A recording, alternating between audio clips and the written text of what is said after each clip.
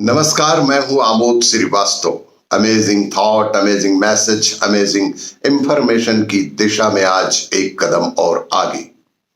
आज के इस जानकारी का विषय है कोविड-19 के विषय में एक खुलासा। कोविड-19 के संबंध में एक विस्तृत नवीन जानकारी।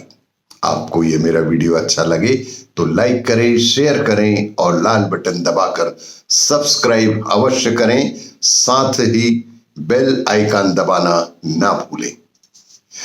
ब्रेकिंग न्यूज, दुनिया की बड़ी खबर।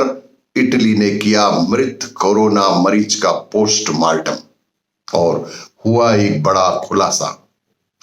इटली विश्व का पहला देश बन गया है जिसने एक कोविड-19 से मृत शरीर पर ऑटोप्सी अर्थात पोस्टमार्टम किया और एक व्यापक जांच करने के बाद पता लगाया है कि वायरस के रूप में कोविड-19 मौजूद ही नहीं है, बल्कि यह सब एक बहुत बड़ा ग्लोबल घोटाला है। यह एक बहुत बड़ा वैश्विक घोटाला है। लोग असल में amplified global 5G electromagnetic radiation के जहर के कारण मर रहे हैं। इटली के डॉक्टरों ने विश्व स्वास्थ्य संगठन WHO के कानून का उल्लंघन किया है।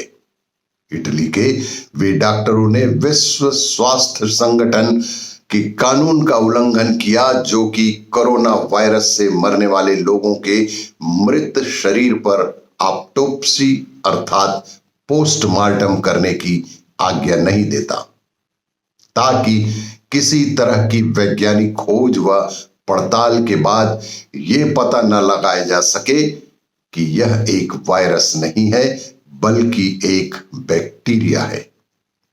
क्योंकि यह एक वायरस नहीं बल्कि एक बैक्टीरिया है जो मौत का कारण बनता है और जिसकी वजह से नसों में खून की गांठें बन जाती हैं। यानी इस बैक्टीरिया के कारण खून नसों में व नाड़ियों में जम जाता है, गठाने पड़ जाती हैं और यही कारण है कि मरीज की मौत हो जाती है और इसी कारण से मनुष्य मर जाता है। इटली ने इस वायरस को हराया है और कहा है कि फैलिया इंट्रावास्कुलर कोगुलेशन थ्रोम्बोसिस के अलावा और कुछ नहीं है और इसका मुकाबला करने का तरीका अर्थात इलाज सिर्फ यह है एंटीबायोटिक्स। इसका इलाज है सिर्फ एंटीबायोटिक्स, एंटी इन्फ्लेमेटरी और एंटी कोगुलेट्स की दवाइयां ही इस समय इन्फेक्टेड मरीजों के लिए बेहद कारगर सिद्ध होगा। इन 3 तरह की दवाइयां लेने से यह ठीक हो जाता है और यह संकेत करते हुए कि इस बीमारी का इलाज संभव है। विश्व के लिए यह सनसनीखेज खबर इटालियन डॉक्टरों द्वारा कोविड-19 वायरस से मृत लाशों की ऑटोप्सीज अर्थात पोस्टमार्टम कर तैयार की गई है। कुछ और इतालवी वैज्ञानिकों के अनुसार वेंटिलेटर्स और इंसेंटिव केयर यूनिट की कभी जरूरत ही नहीं थी।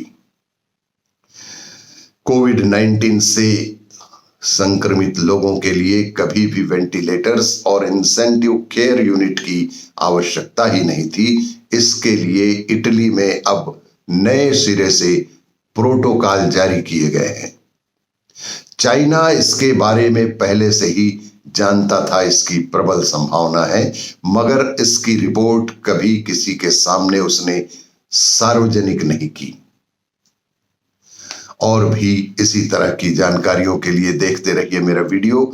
लाइक करें, शेयर करें और सब्सक्राइब और करें, लेकिन इस बात की हमेशा जानकारी रखें कि आपके शरीर की इम्यूनिटी पावर किसी भी स्थिति में कम ना हो। शरीर के इम्यूनिटी पावर को बढ़ाए रखें ताकि इस कोविड-19 से लड़ा जा सके। यह वायरस बिल्कुल नहीं है, बल्कि एक बैक्टीरिया मात्र है जो 5G रेडिएशन के कारण उन लोगों को नुकसान पहुंचा रहा है जिनकी रोग प्रतिरोधक क्षमता बेहद कम है। जिन लोगों के शरीर में रोग प्रतिरोधक क्षमता कम है, यह रेडिएशन इन्फ्लामेशन और हाइपोक्सिया भी पैदा करता है। जो लोग भी इसकी जद में आ जाएं, उन्हें एस्प्रिन 100 mg और एप्रोनिकस या पैरासिटामॉल 650 ग्राम लेना श्रेयस्कर बताया गया है, जो कि किसी न किसी फिजिशियन या डॉक्टर की सलाह से लेना चाहिए, क्योंकि यह सामने आया है कि कोविड-19 खून को जमा देता है, जिससे व्यक्ति को थ्रोम्बोसिस पैदा होता है और जिसके कारण खून नसों में जम जाता है और इस कारण दिमाग, दिल व फेफड़ों को ऑक्सीजन नहीं मिल पाती और व्यक्ति को, मरीज को सांस लेने में दिक्कत होने लगती है और सांस न आने के कारण व्यक्ति की तेजी से अचानक से मौत हो जाती है। इटली के डॉक्टर्स ने WHO के प्रोटोकॉल को नहीं माना और उन लाशों पर ऑटोप्सीज अर्थात पोस्टमार्टम किया जिनकी मौत कोविड-19 की वजह से हुई थी। और भी इसी तरह की जानकारियों के लिए देखते रहिए मेरा वीडियो।